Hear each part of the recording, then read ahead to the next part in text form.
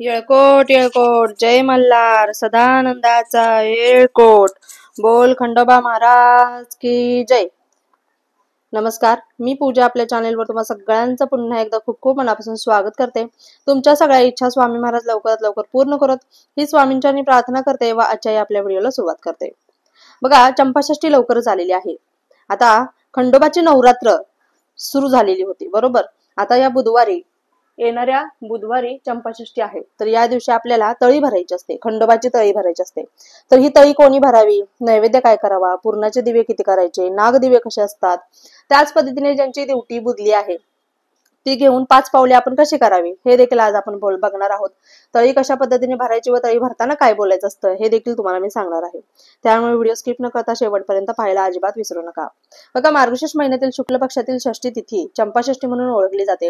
हे व्रत भगवान शिव आणि माता पार्वती आणि देव खंडोबा यांचे पुत्र भगवान कार्तिकेय यांना समर्पित आहे. खंडोबा मार्तंड भैरव आणि मल्हारी यांसारख्या इतर नावांनीही ओळखले जातात, जे भगवान शंकराचे दुसरे रूप आहेत.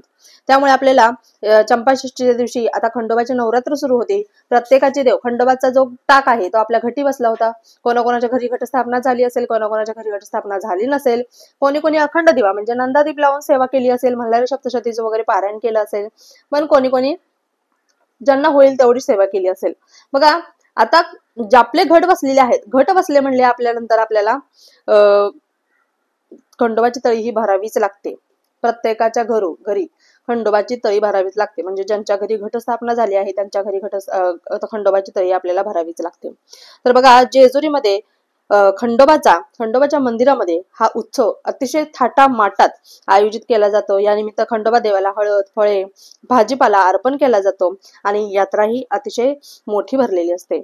बघा, मार्गशीर्ष शुद्ध पंचमी तिन्ही सांजेला घरातील व्यक्तींच्या दुप्पट संख्येमध्ये आपण बाजरीचे नागदिवे आणि देवमुटके करत असतो. म्हणजे बाजरीचे आपल्याला नागदिवे करायचे असते आणि त्याचे देवमुटके करून आपल्याला संध्याकाळच्या वेळेस आपल्या घरात जेवढे व्यक्ती आहेत त्याच्या दुप्पट संख्येने आपल्याला नागदिवे आणि बाजरीचे नागदिवे देवमुटके बनवायचे असतात. त्याच पद्धतीने पूर्णाचे 5 दिवे करून आपण त्याची आरती करत असतो. आता सगळ्यात अगोदर मी तुम्हाला सांगते तळी कशा पद्धतीने भरायची. बघा, तळी भरताना आपल्याला एक ताट घ्यायचं आहे. ताट मोठा असेल अशा पद्धतीचं घ्या. ताटामध्ये तुम्हाला एक कलश, पाण्याने भरलेला कलश घ्यायचा आहे. कलशाला तुम्हाला खालून वरती बोटे वाढायचे आहेत. कलशामध्ये तुम्हाला एक सुपारी, एक नाणं टाकायचं आहे. त्याच्यावरती 5 खाऊची पानं ठेवायची आहेत आणि खोबऱ्याची वाटी घ्यायची आहे. तुम्हाला स्क्रीनवरती देखील दिसतच असेल, खोबऱ्याची वाटी तुम्हाला घ्यायची आहे. खोबऱ्याच्या वाटीमध्ये तुम्हाला जो आपल्या खंडोबाचा जो भंडारा आहे तो भंडारा घ्यायचा आहे. बघा, आपल्या जेजुरीला सोन्याची जेजुरी देखील म्हटलेलं आहे, कारण जिकडे तिकडे तुम्हाला सगळीकडे सर्वत्र खंडोबाच्या नावाचा भंडाराच पसरलेला दिसतो. त्यामुळे सगळी पिवळी जेजुरी, सोन्याची जेजुरी आपल्याला पाहायला मिळत असते. तर आपल्याला खोबऱ्याची संपूर्ण वाटी भरून हळद भंडारा जो आहे तो भरायचा आहे त्याच्यामध्ये. नंतर तुम्हाला ताटामध्ये बघा, आता आपल्या देवीचा एक टाक असतो, खंडोबाचा एक असतो आणि भैरवाचा एक टाक असतो. तर प्रत्येकाची प्रथा वेगळी असते. कोणी कोणी हे तिन्ही टाक ताटामध्ये ठेवतात, कोणी कोणी फक्त खंडोबाचं ठेवतात, कोणी कोणी भैरवा, खंडोबा, देवी सगळे ठेवतात टाक. तर तुमच्या घरात जशी पद्धत आहे त्या पद्धतीने तुम्ही ताटामध्ये ताट ठेवायचं आहे. टाक ठेवताना बघा, तुम्हाला 2 नागवेलीची पानं अशा जोडीमध्ये तुम्हाला ठेवायचं आहे. जोडीमध्ये ठेवून खंडोबाचा टाक पहिल्यांदा उचलायचा आहे. तिथून खंडोबाचा टाक तिथे ठेवायचा आहे. त्यांची पंचोपचारी पूजा करायची आहे. आपल्याला फुल वगैरे अर्पण करायचं आहे. फुलांनी वगैरे ताट सजवायचं आहे. आणि नंतर घरातील 5 व्यक्तींनी म्हणजे पुरुषांनी डोक्याला टोपी लावायची आहे आणि तुम्हाला ते ताट उचलायचं आहे. आता ते ताट उचलल्यानंतर आपल्याला काय करायचं आहे, काय बोलायचं आहे, आणि जर आपल्या घरातील कर्ता पुरुष नसेल तर काय करायचं, कोणी हे करायचं, तर घरातील स्त्रियांनी जरी केलं, कुलस्त्रीने जरी हे केलं तरी देखील चालतं. फक्त डोक्यावरती पदर घ्या आणि शक्यतो साडी नेसण्याचा प्रयत्न करायचा आहे. कपाळाला हळदी कुंकू लावायचं आहे. नंतर आपल्याला ताट वगैरे उचलायचं आहे.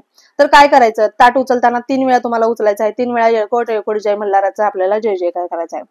सदानंदाचा येळकोट येळकोट येळकोट जय मल्हार, सदानंदाचा येळकोट येळकोट येळकोट जय मल्हार, सदानंदाचा येळकोट येळकोट येळकोट जय मल्हार, सदानंदाचा येळकोट. असं 3 वेळा बोलायचं आहे. ताट खाली ठेवायचं नाही आणि पुढे बोलायचं आहे, हर हर महादेव, चिंतामन मोरया, भैरोबाचा चांदोबा, आगडबम नगाडा, सोन्याची जेजुरी, मोत्याचा तुरा, निळा घोडा, पायी तोडा, कमर करगोटा, बेंबी हिरा, गळ्यात कंठी मोहन माळा, डोईवर शेला, अंगावर शाल, सदा ही लाल, जेजुरी जाई शिखार खेळी म्हाळसा सुंदरी आरती करी देवा ओवाळी नाना परी देवांच्या शृंगारा कोट लागो शिखरा खंडेरायाचा खंडगा भंडाराचा भडका बोल सदानंदाचा येळकोट येळकोट येळकोट जय मल्हार सदानंदाचा येळकोट एवढं सगळं बोलायचं आहे आणि नंतर आपल्याला ते ताट खाली ठेवायचं आहे.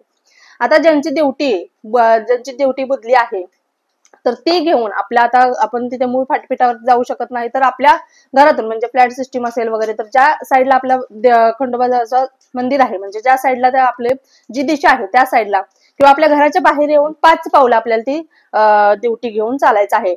येळकोट येळकोट जय मल्हार सदानंदाचा येळकोट येळकोट येळकोट जय मल्हार सदानंदाचा येळकोट बोलत बोलत 5 पावलं आपल्याला फक्त चालायचं म्हणजे एका रूम पासून दुसऱ्या घरापर्यंत या घरापासून त्या घरापर्यंत चालत गेलं तरी देखील चालणार आहे.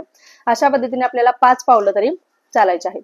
नंतर काय करायचं जी खोबऱ्याची वाटी आपण भंडारा भरून ठेवलेली आहे ती भंडारा भरून ठेवलेली वाटी आपण त्याचे 5 तुकडे करायचे आहेत आणि त्याला नंतर अजून भंडारा चांगला लावायचा आहे चांगला माखायचा आहे आणि ज्या दिशेला आपल्या खंडोबाचं देवस्थान आहे त्या दिशेला म्हणजे तुम्ही टेरेसवर जाऊन जरी केलं तरी चालेल घराच्या बाहेर जाऊन जरी केलं तरी चालेल तुम्हाला येळकोट येळकोट जय मल्हार सदानंदाचा येळकोट बोलायचं आहे आणि ते 5 खोबऱ्याचे तुकडे त्या दिशेला फेकायचे आहेत. आता याला फेकणंच म्हणतात त्या साईडला फेकायचे आहेत. अशा पद्धतीने तुम्हाला आपल्याला तळी भरायची आहे. आता नैवेद्य काय दाखवतात नैवेद्यामध्ये बघा बाजरीची भाकरी असते वांग्याची भाजी असते त्याच्यामध्ये जो नवा कांदा असतो त्या कांद्याची पात देखील टाकली जाते बरं का लिंबू देखील ठेवला जातो.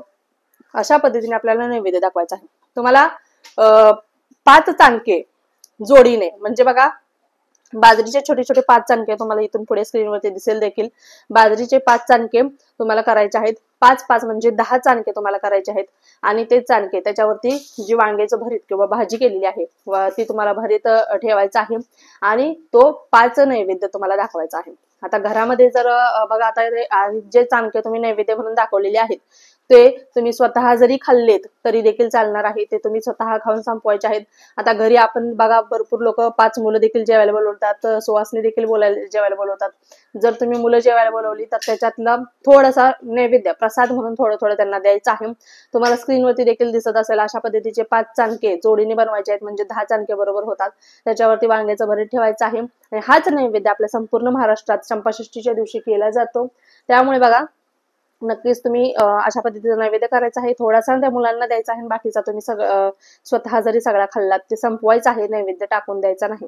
अशा पद्धतीने आपल्याला तळी भरायची आहे आणि जे पुरणाचे दिवे आहेत 5 पुरणाचे दिवे करायचे आहेत आणि तुम्हाला आणि त्याच्यामध्ये तूप टाकायचं आहे फुलवात टाकायचे आहे आणि आपल्याला खंडोबाची आपल्याला आरती करून घ्यायची आहे आरती ओवाळायची आहे. अशा पद्धतीने चंपाषष्ठीच्या दिवशी आपल्या खंडोबाचा कुळाचार करायला अजिबात विसरू नका कारण आपल्या आईला मान लागत नाही पण वडिलांना आवर्जून मान लागतो. त्यामुळे खंडोबाचा मान सन्मान कुळाचार करायला या दिवशी अजिबात विसरायचं नाहीये. खंडोबाची तळी आवर्जून प्रत्येकाने भरायची आहे आपापल्या घरोघरी. ज्यांच्या घरी घटस्थापना झालेली आहे त्यांनी नक्कीच खंडोबाची तळी भरायला अजिबात विसरू नका. सगळेजण भरणारच आहेत पण कोणाकोणाला योग्य पद्धत माहित नसते तीच मी सांगण्याचा प्रयत्न केलेला आहे. तरी देखील चुकून माकून काय राहिलं असेल तर क्षमा असावी आणि तुमच्या काही शंका असतील तर आवर्जून कमेंट बॉक्समध्ये कमेंट करा. आपल्या चॅनलवर प्रत्येकाच्या शंकेचे निरसन नक्कीच केले जाते. व्हिडिओ आवडला असेल व्हिडिओला लाईक करा शेअर करा सबस्क्राईब करा. पुन्हा एकदा भेटूया अशाच एका नवीन व्हिडिओ सोबत. तोपर्यंत श्री स्वामी समर्थ.